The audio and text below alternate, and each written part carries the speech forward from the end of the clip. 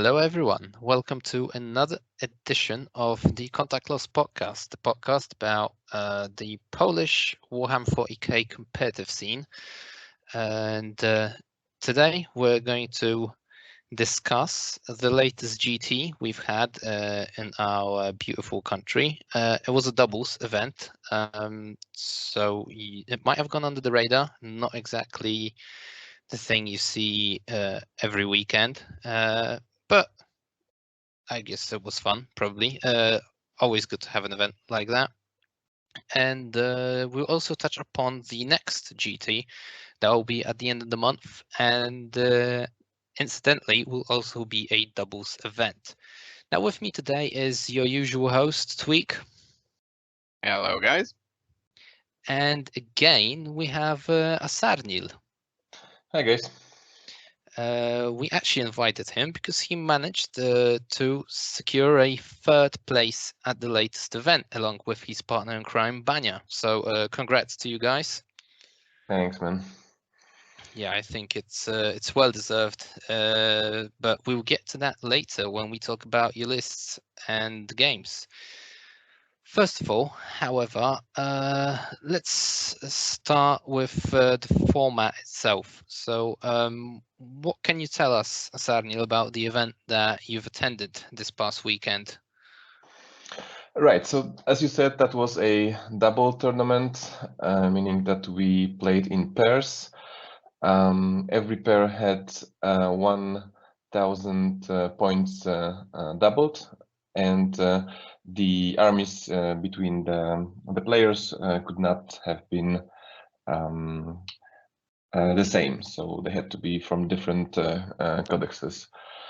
And there was no particular restriction besides the usual chapter approved one, meaning if it's a 1,000 points, there is a restriction on tripling the slots. So at best 2 of each data sheets, except for transport and troops, of course. And an additional restriction was that Drukhari and Admech could not have been in one pair. And we had a community vote on that.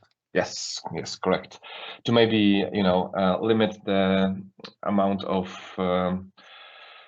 unfair pairings with other players. Spoiler alert: it didn't help that much because almost every pair had either Admech or Drukhari, which was not so cool to play against. Well, it wasn't that horrible, I mean, I wasn't there, so you probably know better. But if you look at the sheer numbers regarding this tournament, then it's not as bad. So I did the breakdown, and it was Admech 7, Orks 5, Drukhari 4. So there is no surprise in the top 3, let's say.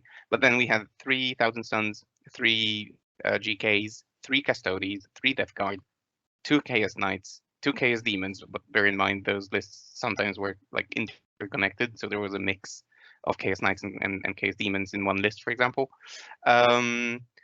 2 Raven Guard successors or Raven Guards, 2 Eldar. That's a nice surprise. 1 Necron, 1 Harlequins, 1 Guard, 1 Sisters, 1 Tyranids, and 1 Iron Hands successors. So a pretty nice spread, I would say, just by looking at the numbers. So was it not apparent that Admech was dominant at the tournament?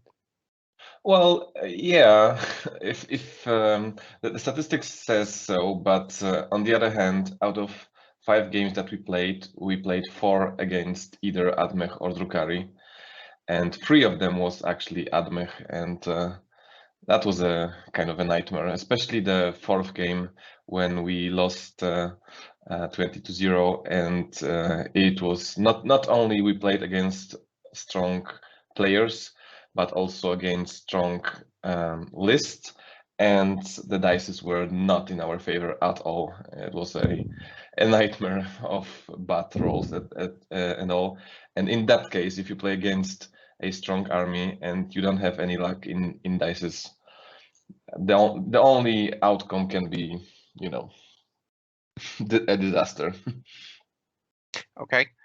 And how about the when you approach the table at a tournament like that, how does it go with to all the listeners who haven't played in a pairs tournament, for example? How does setting up the army on the table look like? Do you do it like you set one unit and then your opponent, or you set one unit and then your partner? How does it go? Can you explain that a little bit?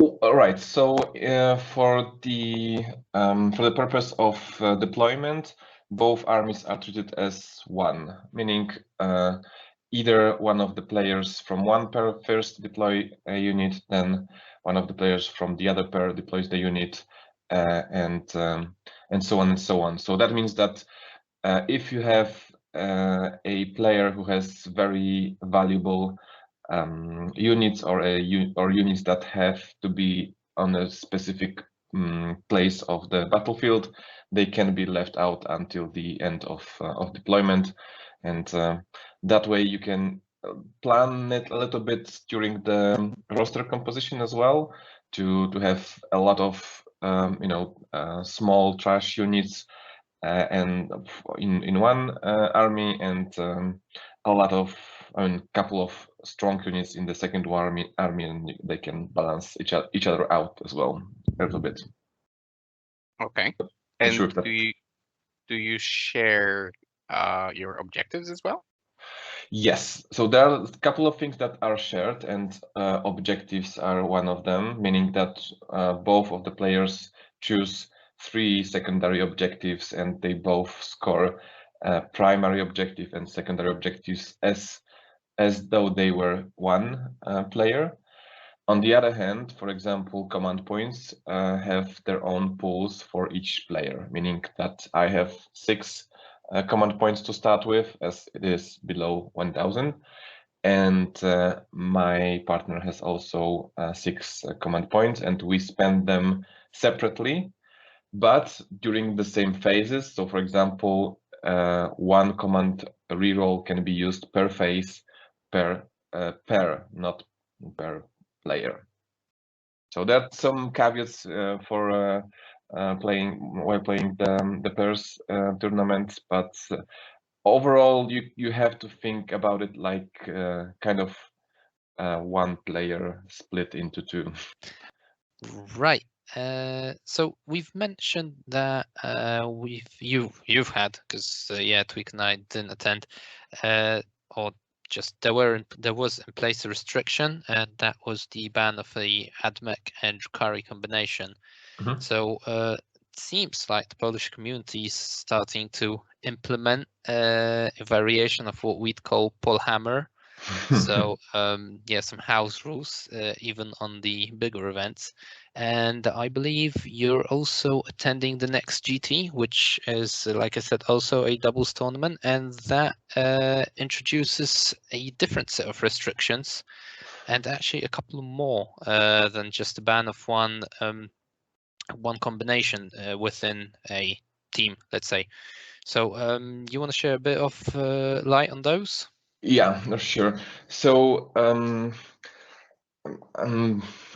after the last double tournament, the organizers of the second one, which will be in Katowice, learned some lessons, and they drew some conclusions from this tournament, and applied some restrictions that they believe will help in overall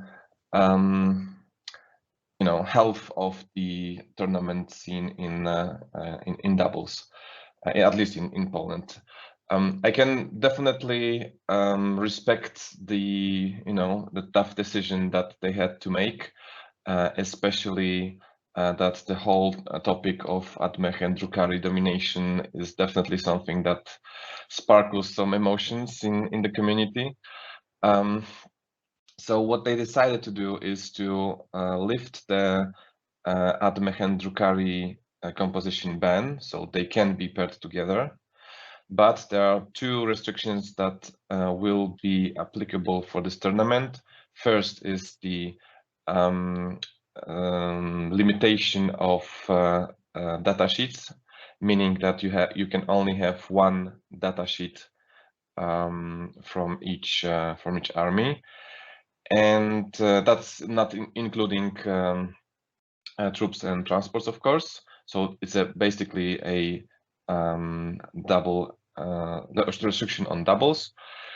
And the second restriction is regarding all the supplements that were published lately in 9th edition, most notably Caradron and Octarius, meaning that we don't have any armies of renown for Admech, for Drukhari, and a couple of other armies. Now, question if that's a good idea, and if that really limits the power of Admech and Drukhari, probably is unanswered right now, or everybody can answer themselves. From my personal perspective, I don't think it is a right way to limit the power of armies, because I think that other armies will suffer from these restrictions at least as much as Admech and Drukhari, and in my opinion even more, which means that the gap between the power level of top armies and the power level of mid-tier armies or even trash-tier armies will be even bigger, and we'll see even bigger domination of these two codexes.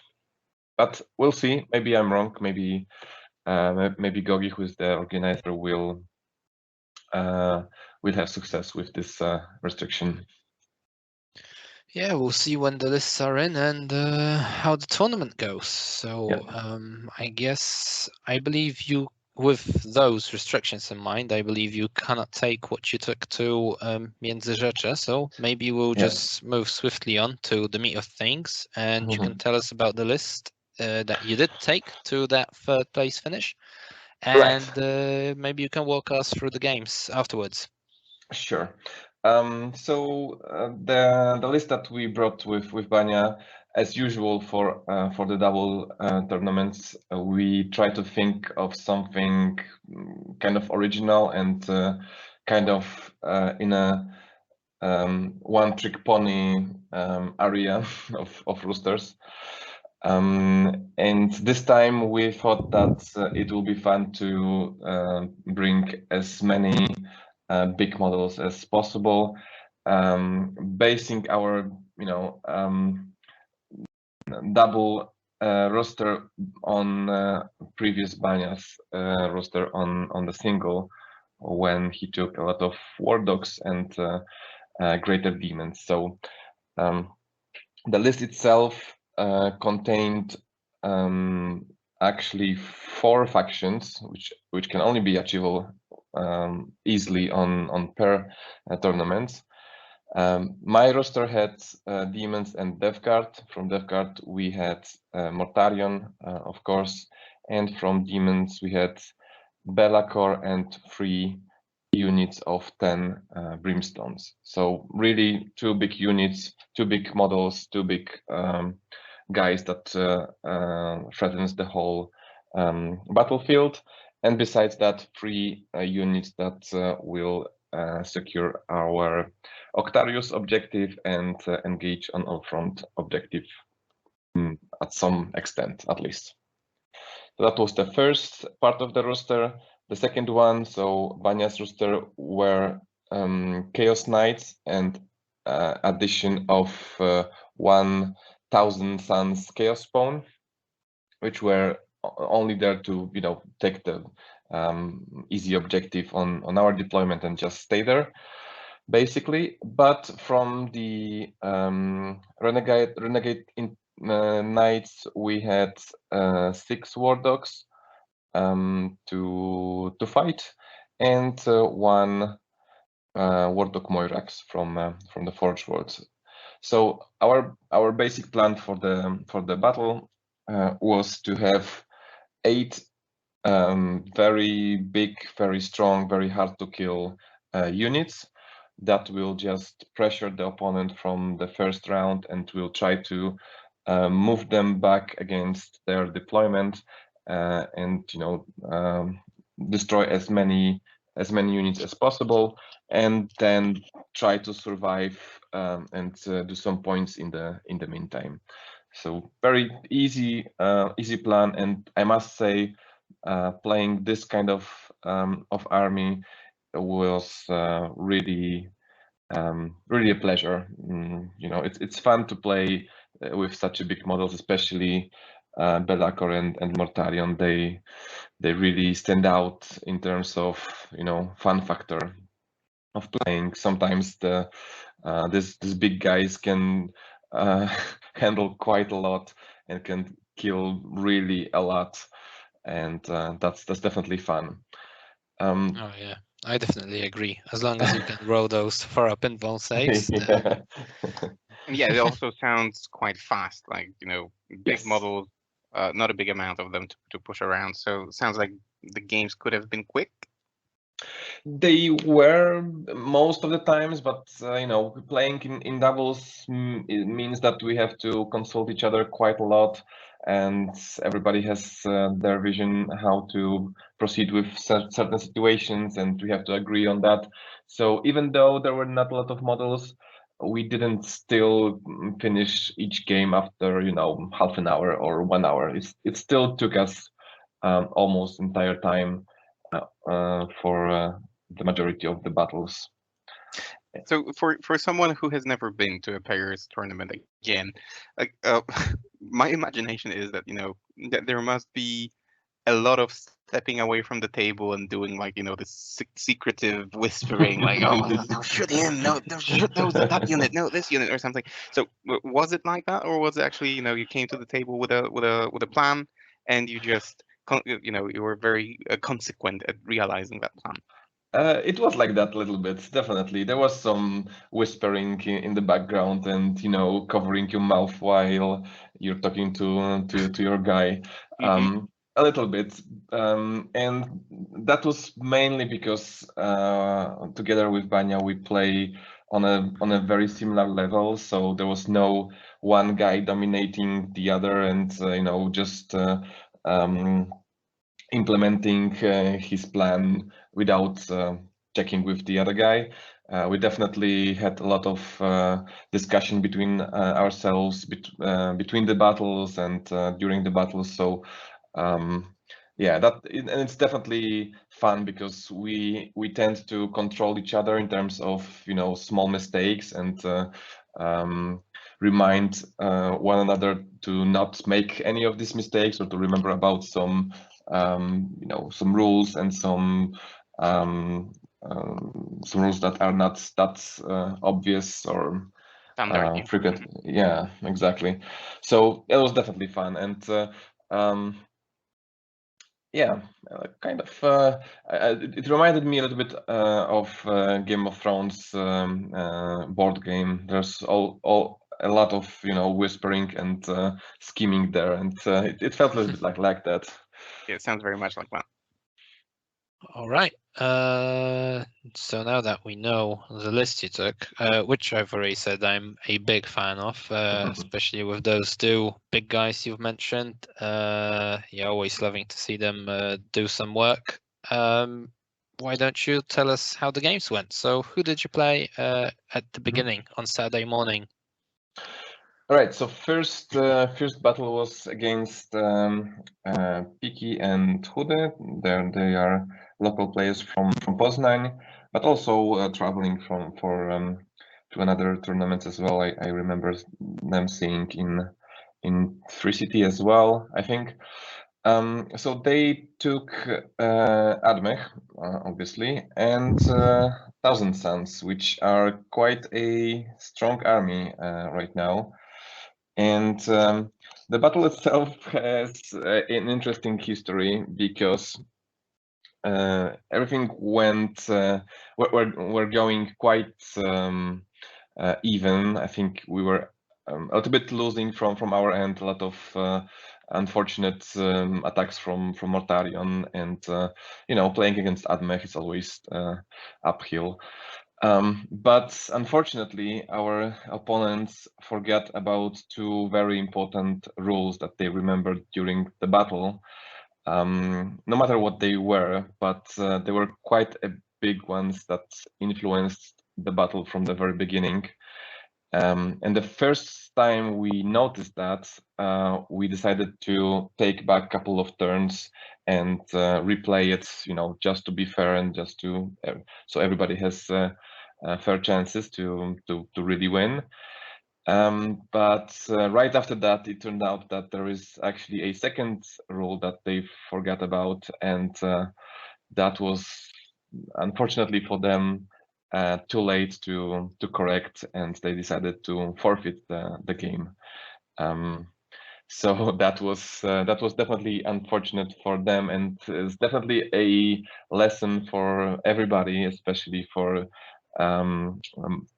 fresh players, to really study your codex and really read all your rules, relics, warlord traits, and special rules of your army very carefully and by heart, because sometimes we just forget about them, and that can happen. What happened to our opponents during this first game? Wow, sounds serious, and you don't want to tell us what it was. Well, I can tell you that's not a secret. First one was the Admech buffs that one of the guys give. There's an upgrade that you can buy on either a unit or himself.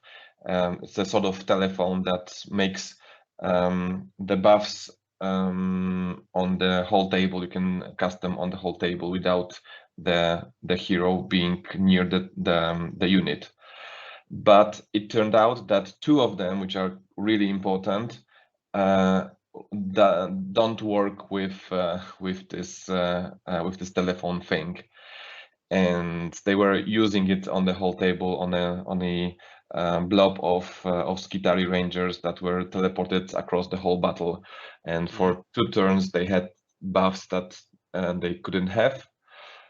So this was the one that we decided to revert and to play again. The second one was one of the 1000 Suns, I think, warlord traits or relics. Makes you cast psychic actions with 3d6s and choose 2 that you want. And our opponents didn't read carefully the description and thought that it is for all psychic powers and not psychic actions. So since the beginning of the game, he was casting 3 spells per turn on 3 dices, and there were some smites and some very important spells that went off, and it would be very difficult to revert the game and to the point that it was corrected. So they decided to forfeit, and that was fair from their side, and we shook hands afterwards. No hard feelings. Okay, so that's good to know. Yeah, right. So that was the first one. The second one we played again against players from Poznań. That was Evert and Maras, and they played Drukhari, obviously, and Death Guard. So an army that I play usually and I know very well. Our opponents were really friendly, and the game was really nice. What won us this game was the fact that Mortarion had this disease that he chooses at the very beginning, and we have chosen the one that halves your movement. And our opponents made the mistake to really gather all their army in the very center of the battlefield. And once Mortarion was very near of it, they couldn't really escape it. And all the Drukhari Hellions were moving 7 inches, and witches were moving 4 inches, and that's not something that Drukhari wants to do. They want like to be slow agony. Yeah, exactly. And they were really not using their mobility, which is their probably one of the strongest sides, and that's why we managed to win the second game as well. The dev cards roster was quite a standard one with the crawler, with one dreadnought, with one big unit of poxwalkers, and Drukhari very standard with succubus that kills everyone, and ravagers, all that stuff. So that was the second one. Not a lot to talk about besides the choice of the disease on Mortarion, because usually we choose from two that are, I think, the best one. I mean, the most universal ones. First one is halving the movement, and the second one is forbidding of rerolls and Overwatch, which sounds like a really good choice, and we thought that it will be our default choice.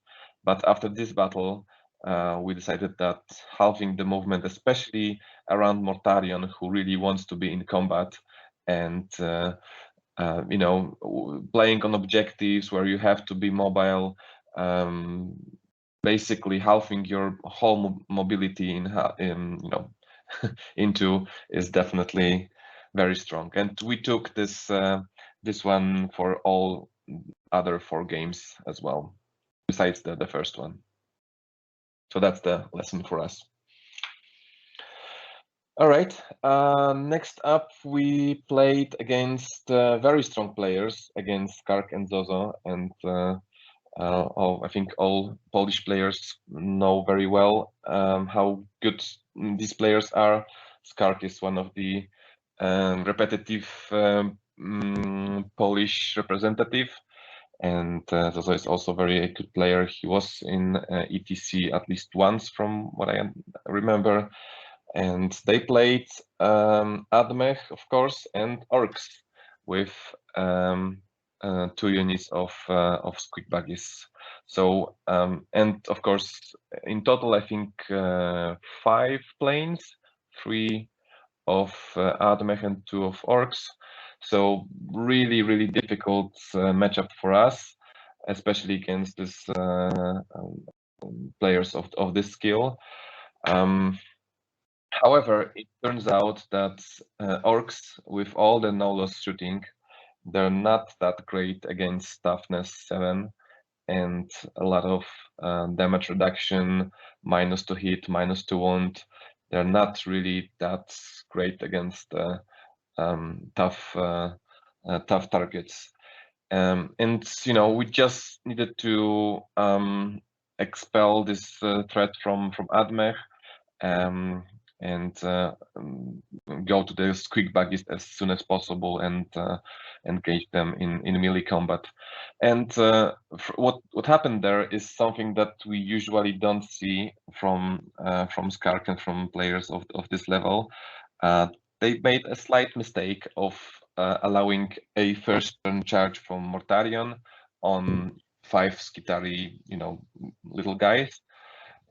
He charged, he obviously killed all of them, and with the consolidation move, he engaged one of the units of squeak buggies, and that was our first turn. So it was definitely a point where we took an advantage, and afterwards it went quite all right.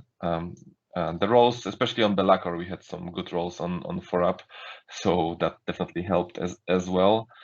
The final result was 11-9 for us.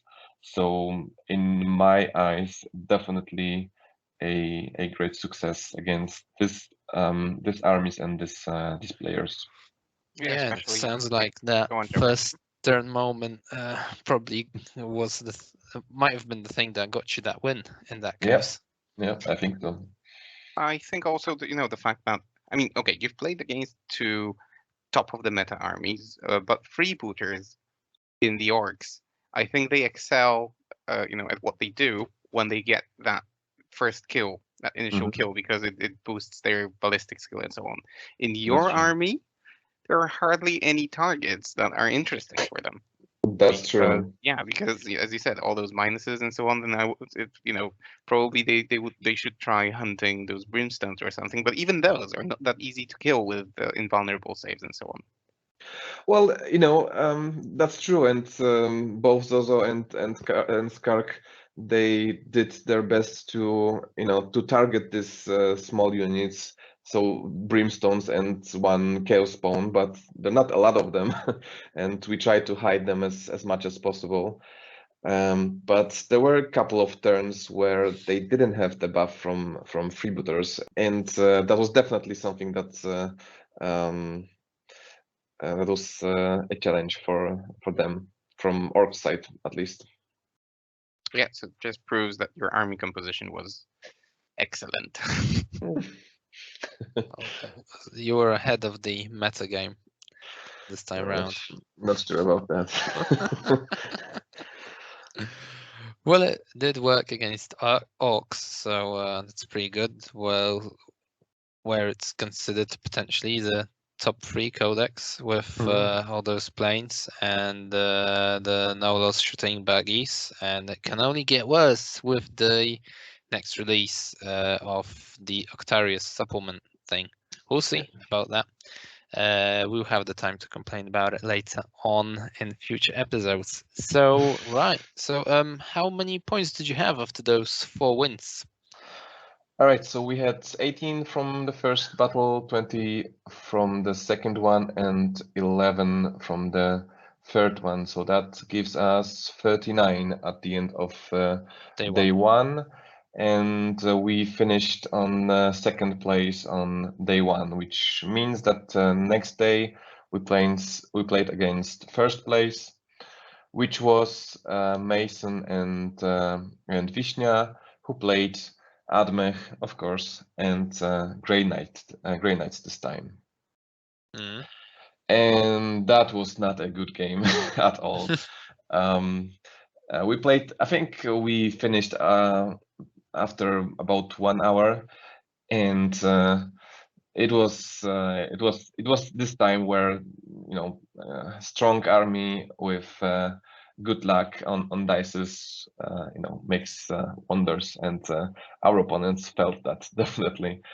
And after the battle, we just sat on a bench with Bania, and we complained a lot about Admech. I mean, really a lot. And yeah, so they played again quite standard lists, 3 planes from Admech, a couple of chicken robots with lasers, and from Grey Knights there were 3 Nemesis Dread Knights and a couple of strike squads and the mobile ones, interceptors. Yes, exactly. So all went to toilet very quickly when we started. So we thought, when we're starting, so that's great. But on the first turn, Belaker had a charge on 5, and with a reroll, he didn't manage to charge a couple of guys on the middle of the battlefield. And then with all our shooting, we didn't even kill one Admech plane. And after that, it was really a massacre. They killed us quickly and killed us without any mercy, really. So what was more painful? Downhill. Yeah. What was more painful? Was it the dominance of Admech with the flyers and all the shooting and so on, or was it the fact that Grey Knights are actually demon killers? Oh, definitely Admech, hands down. No doubt about it. And Grey Knights being demon killers, they're not that great at killing demons at the moment. I mean, not more than any other codex. They have this one little thing that helps them kill the demons, but not Tide, I think. But all the other Tides, I think, are definitely better than this one.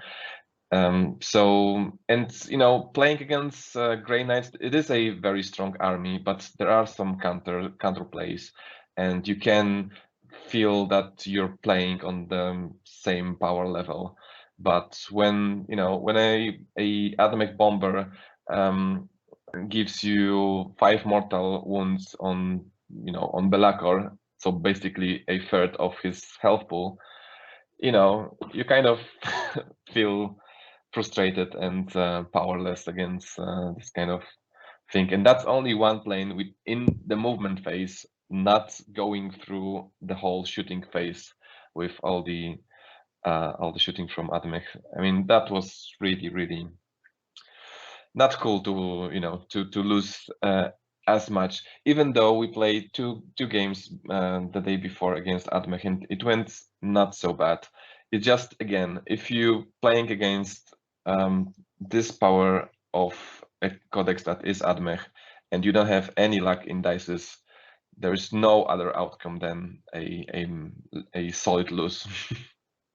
Yeah, I heard that in that game, Belakor didn't roll his invulnerable saves too well.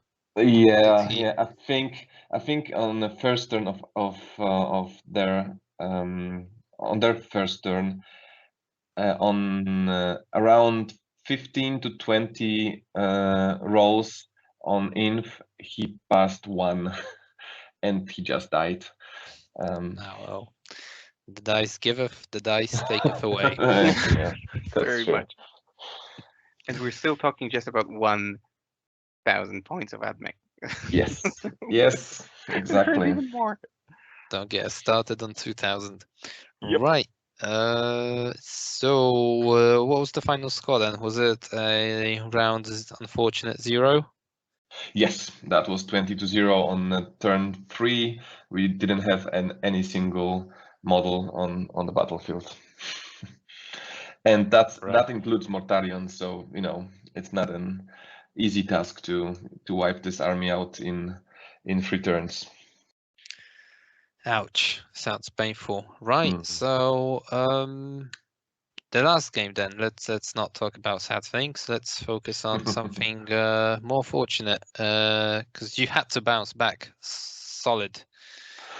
That's true. That's true. The last battle we played against, again, local players from Poznań, and they were playing Imperial Guard and Grey Knights. And this time around, all of the dices were in our favor, especially in this matchup when the roll-off is very important for us because they had quite heavy shooting with 2 big planes from Imperial Guard. I don't remember the name, the big forward ones.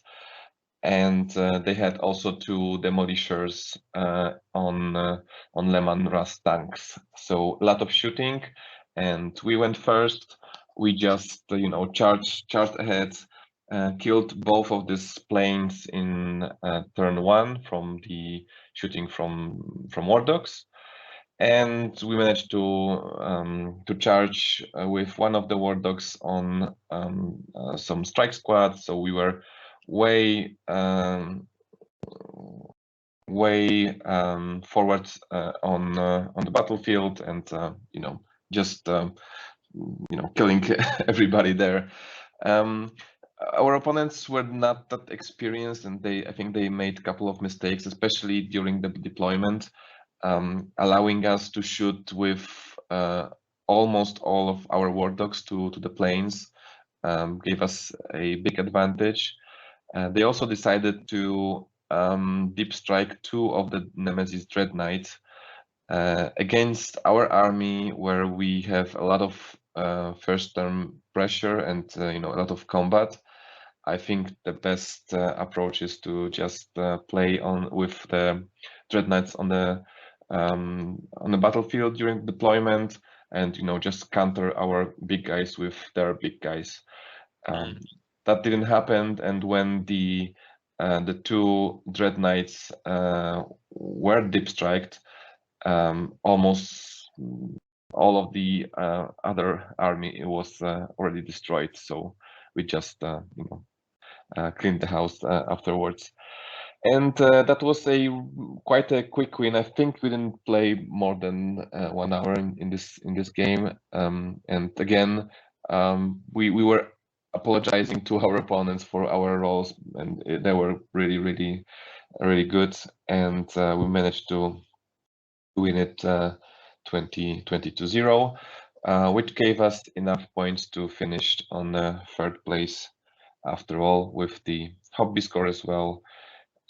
So that was definitely a success. That was being in top 3 was definitely our goal, and the one that we didn't think that we will manage to get.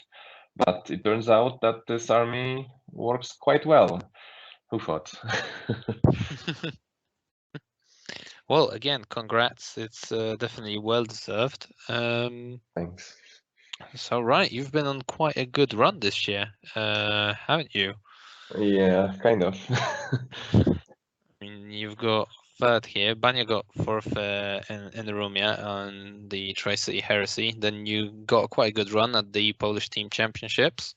Yeah. So yeah, well done. Well done you. So any hopes, plans for next year when we are hoping to have an actual full season? Well, as we spoke before, my goal for next season is mastering Death Guard. For sure, I want to really focus on this army, and I have a lot of ideas how to create a non-standard Death Guard roster, including Mortarion or not including Mortarion. But I really like this army, even though it's definitely not top tier. But basically my kind of ambition for next season is to be the best Death Guard player in Poland. Let's see if that will come to life. But yeah, Death Guard, and hopefully we will be able to organize and attend the tournaments for the whole season next year. And my plan is to visit the majority of them. Yeah, judging by your run so far, you're doing it right. So fingers crossed that you'll get there. Thanks. Right. I think I'm out of questions. Tweak, you want to add something? Well, I have one question that is not exactly related to this tournament, but still the Międzyrzecz. But maybe to the next one, because you spoke about the Polish community, the Polish Discord, discussing restrictions and limitations and so on. Mm-hmm. And a topic that has been quite hot, in like podcasts overseas and in tournaments overseas, is player-placed terrain. Do you think that implementing this in Poland would change anything, or would maybe do away with the need for restrictions if we just brought our own terrain, set it up in a specific way to allow some armies to perform better than in other circumstances? Has anyone in Poland even considered using player-placed terrain? I don't think that's an idea on the table, to be honest, and not sure how people, in the West figure it out and think that it's a great idea to balance the armies, because I cannot really see having a big impact on the games, especially taking into consideration what armies are on top. I mean, if we have Admech with a lot of planes and teleports of blobs, if we have Drukhari who is crazy mobile, no loss shooting with both Orks and new Tyrannids, I mean, they don't really care about terrain, right? They just either shoot you with planes or units that are really close, or shoot you with no loss. So doesn't matter if you have big ruins or not. It just kills you too quickly without any limitations. Yeah, on one hand, yes, but on the other hand, from what I've heard, players get the pieces of terrain that, like, they can use. There is a certain amount of pieces of terrain that each player gets to place on the table. They usually place them within their deployments 6 inches away from one another. But if there is like a knight model or another big model, and there is no passage for that model on the table, then the players need to agree to separate the pieces of terrain a little bit more so that those models can conveniently and comfortably pass through. But if we talk about like your army, so Mortarion or Be'lakor, you know, a player who plays, let's say, an MSU style army could place his pieces of terrain, his ruins, and so on in such a way that it might be difficult for Mortarion or Be'lakor to charge something. So in a way, you know, maybe the army composition would differ for some armies because certain units or certain armies could take, or well, could benefit from more terrain on the table and placed in a specific way, so that, I don't know, jump infantry could conveniently jump from one piece of terrain to another or something like that. Well, maybe, yeah. We would have to, you know, see how it goes, and maybe we can gain from experience from other countries, how they organize things and how they try to balance the tournaments. I'm skeptical a little bit about this idea. I think that again, something that is influencing all the armies, I think, is influencing the weak armies more than the strong armies, if you know what I mean. I think that if, for example, if Admech will have another tool to counter rosters like the ones with Mortarion or with Knights, it will give them even more power than it will give the other side, which is unfortunate. And you're right, there is a lot of discussion in Polish community, and I think in other communities as well, how to deal with this horrible situation. And you know, putting aside writing a petition to Games Workshop to you know, fix the Balance, obvious yeah. issues. Because really, I mean, it's not that hard, you know, to really spot what's the problem there. I think, so putting aside that, I don't think that any general restrictions or you know, additional rules that will impact all the armies is a solution, unfortunately. And I understand why people tend to lean towards this kind of solutions to be, you know, fair and to implement something that is equal to everybody, no matter what army you play. But I think that things like slot restrictions or things like not allowing Octarius and Coradron, this is something that is hurting weak armies more than it's hurting strong armies, in my opinion. Like, for example, not having Be'lakor Army of Renown makes Chaos Demons Codex even worse than it is. And it's not, it's also worsening, of course, Drukhari and Admech a little bit, but not as much as the other ones, in my opinion, at least. So I think the only I think the only sad solution that we have is to just target nerfs to Admech and Drukhari specifically. To Orks and to Tyrannids maybe, but I think they should play a couple of tournaments to really see if they're as overpowered as people think they are.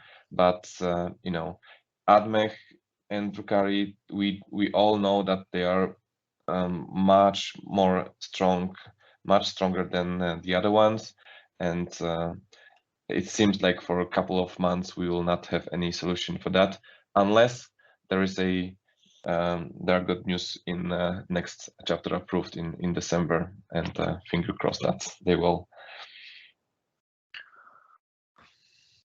Yep, agreed. I guess that's all that we have left. Just keep our fingers crossed that the chapter approved introduces some changes. and not to the armies that are struggling right now to compete, but the ones that are overperforming. So yeah, here's hopes to that. And to finish up this this topic, I would say that sometimes, especially after this fourth game that I mentioned, the frustration to play against such uneven army, it seems so unfair that you have this thought that maybe this game is not balanced enough to be a competitive tournament game, and maybe if we want to play more fair game, we should be looking at some other games. And these are not good thoughts, and I'm not happy to have them, but that's the world that we live in. And speaking with other players, everybody is really fed up with the condition of the tournament scene, and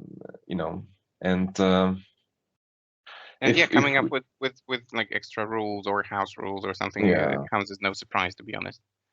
And to be honest, the tournament that we'll be hosting in December, we are seriously considering, and I know that it sounds crazy and we probably will not do it, but the fact that we are even considering tells you quite a lot. And we're considering banning Admech, banning the whole codex on the tournament. That's definitely not a good situation to be in, but I don't know, man. With not a lot of points in our tournament, and with such a domination of Admech, we might do it, really. But which one you talking about? Dice Crusher or? Yeah. Oh, okay. Yeah, sounds harsh. But it is what it is. Let's hope that such extreme measures will not have to be taken. Yeah. And those sentiments that you spoke about are definitely in line with what the survey that we did or we discussed in the last episode also shows that the frustration seems to be there for more players than just yourself, and so on. But to end this episode on a positive note, a pairs event is not really something that you see very often, but you've definitely made it sound fun. You definitely described it as something that a non-meta army can excel at. Well, third place is an amazing achievement. So yeah, we strongly encourage everyone to maybe try this out. That's to break away from the routine of your ordinary tournaments. Try that in your local meta, especially if you have a buddy with whom you can step to the side and whisper into his ear comfortably about tactics and so on. Maybe that's a thing for you. Maybe that will help away. Do away with some burnout in the hobby. Try that out. Yeah, definitely. It's a very interesting format and really fun, especially if you have somebody that is on a similar level of thinking about the game, and having fun or being more competitive. And there are a lot of cool and really weird combinations of armies that you can think of that can work only in pair tournament and not on singles. Yep, definitely. All right. So I think that's it for today. Unless any of you want to add something else? I'm good. And I'm good as well. Okay. Well, in that case, thanks, guys. Thanks to Asarnil for coming in and talking us through the tournament. Congrats yet again. That's probably like the 5th time I'm saying it, but I really think it's quite an outstanding achievement considering where the competitive Warhammer 40k scene is at, especially in our little play area. Best of luck on Katowice at the next GT. Thanks, and thanks for having me. It's always a pleasure talking to you guys. Yep, the feeling's mutual. And thanks, Tweak, for adding in some questions as well. Yeah, it was great. Thank you. Right.